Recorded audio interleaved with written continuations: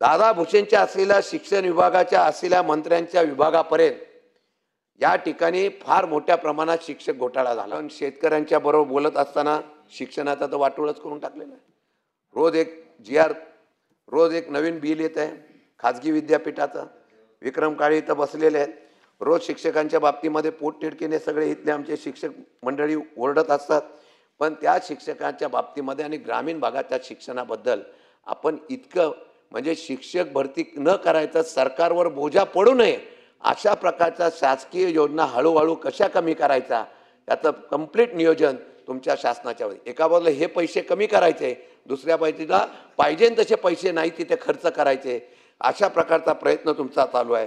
आपण शिक्षकांच्या बाबतीमधला निर्णय घेताना, शिक्षणाच्या बाबतीमध्ये निर्णय घेताना जिल्हा परिषद पंचायत समितीच्या असलेल्या ग्रामीण भागातल्या शाळेच्या शिक्षण व्यवस्थेला पूर्णपणाने खाजगीकरण करण्याचा प्रयत्न करतायत। एका बाजूला मराठीच्या बाबतीमध्ये मराठी भाषा ही महाराष्ट्राचा अभिमान आहे असं सांगत असताना इंग्रजी भाषा आणि त्याच्या शाळेय खाजगी शाळांना आपण परवानगी देत आहे। परवाच्या दिवशी या ठिकाणी शिक्षक घोटाळा मोठा झाला विक्रमजी, आणि हा शिक्षक घोटाळा झालाय आपण मान्य केलं। फार मोठं रॅकेट पकडलं आपण। जिल्हा परिषदेच्या शाळेमध्ये भरती करायला तुम्हाला शिक्षक नाही, परंतु शिक्षकांच्या माध्यमातून नागपूर पासून अगदी नाशिक पर्यंत दादा भुसेंच्या असलेल्या शिक्षण विभागाच्या असलेल्या मंत्र्यांच्या विभागापर्यंत या ठिकाणी फार मोठ्या प्रमाणात शिक्षक घोटाळा झाला। आणि या भरती घोटाळ्याच्या संदर्भामध्ये काही आरोपी सुद्धा पकडले गेले, पण काही राजकीय दबावापोटी या असलेल्या आरोपींना किंवा काही लोकांना वाचवण्याचा प्रयत्न या असलेल्या सरकारमधल्या काही लोकांनी केलेला आहे। अशा प्रकारची नावं सुद्धा समोर आली। या असलेल्या मध्ये समीर उमपणे असेल, संदीप सरोदे असेल, त्याबरोबर रमाकांत उमप असेल, अशा अनेक मंडळींची नावं या ठिकाणी आली।